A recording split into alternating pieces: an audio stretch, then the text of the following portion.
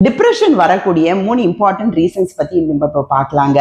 That is மெயினா வந்து finances நம்மளுக்கு குறையும் போது, தட் இஸ் கடன் பழுவில் நம்ம இருக்கும் போது டிப்ரெஷன் வந்து ஆயிரும். ஃபேமிலி இஷ்யூஸ் வந்து இருந்துச்சுன்னா, வீட்டில் நடக்கக்கூடிய சண்டைகளால நிறைய பேர் டிப்ரெஷன் ஆயிடுவாங்க.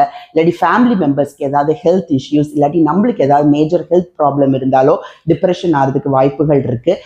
ஒர்க் லோடு, தட் இஸ் நம்மளுடைய வேலையில பழு இருந்தா கூட டிப்ரெஷன் ஆயிடுவாங்கங்க. இன்னைக்கு நம்ம பார்க்கறது வந்து மெயினா மணி மேனேஜ்மெண்டால, தட் இஸ் மிஸ்மேனேஜிங் த மணியால எப்படி வந்து டிப்ரெஷனுக்கு வந்து ஆட்கள் உள்ளாயிடுறாங்கன்னு. நம்ம காசு வந்து என்னைக்குமே மனிதருக்கு வந்து அவசியம்தான். உங்களுடைய வாழ்வாதாரத்தை நம்ம நடத்த முடியும். நம்ம குடும்பத்தை எல்லாத்தையும் நம்ம சந்தோஷமா வைக்கிறோம்னா நம்மளுக்கு வந்து தேவைதான். ஆனா அதே மணி வந்து நம்மளுக்கு ஒரு பேராசையை வந்து உண்டு பண்ணிடக்கூடாதுங்க. தட் இஸ் நம்ம அளவோட சம்பாதிச்சு நம்ம கடன் இல்லாத வாழ்க்கை வந்து என்னைக்குமே ஒரு கன்சிஸ்டன்ட் ஹாப்பினஸ் தரும். நிறைய பேர் பார்த்தீங்கன்னா ஃபாஸ்டா மணி சம்பாதிக்கிறோம். That is instant cash, instant growth of money வேணும் அப்படின்னு சொல்லிட்டு ஆன்லைன் ரம்மியை வந்து ட்ரை பண்ணுவாங்க. தெரியாத இடத்துல வந்து காலை விடுவாங்கங்க. மல்டிநேஷனல் கம்பெனிஸ் நிறைய இது ஹை பேஸ் கமிஷன் கொடுக்கும். தட் இஸ் அவங்க நிறைய அவங்களை இன்வெஸ்ட் பண்ண சொல்லுவாங்க. பட் இன் ரிட்டர்ன்ஸ் வந்து நம்மளுக்கு கிடைக்காது. ஸோ இது நிறைய பேருக்கு டிப்ரெஷன் ஆயிரும். ஸ்டாக் மார்க்கெட்ல நிறைய பேர் வந்து அவங்களுக்கு சரியா அவங்களுக்கு அந்த ஸ்டாக் மார்க்கெட்டை பத்தி தெரியாம தேவையில்லாத கம்பெனிஸ்ல போய் இன்வெஸ்ட் பண்ணி இதால நிறைய லாசஸ் வருங்க.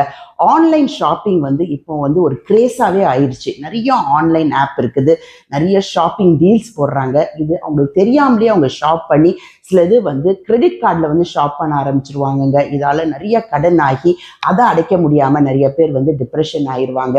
இஎம்ஐன்னு சொல்றது அது ஒரு மாய வலைன்னு தான் சொல்லுவேன்.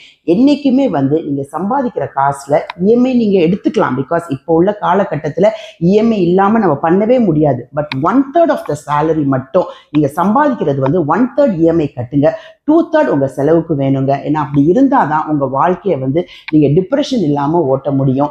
பிகாஸ் உங்க ஃபேமிலின்னு ஆயிடுச்சுன்னா உங்க குழந்தைங்க செலவு, உங்களோட பேரண்ட்ஸ்க்குள்ள செலவு எல்லாத்தையுமே நீங்க வந்து கம்பைன் பண்ணி பார்க்கணும். கடன் வாங்கி செலவு பண்ற அந்த ஹேபிட்டை வந்து என்னைக்குமே நீங்க தவிர்க்க வேண்டியது உங்க வாழ்க்கையில வந்து என்னைக்குமே ஒரு நிரந்தர சந்தோஷத்தை வந்து உங்களுக்கு கொண்டு வரும்.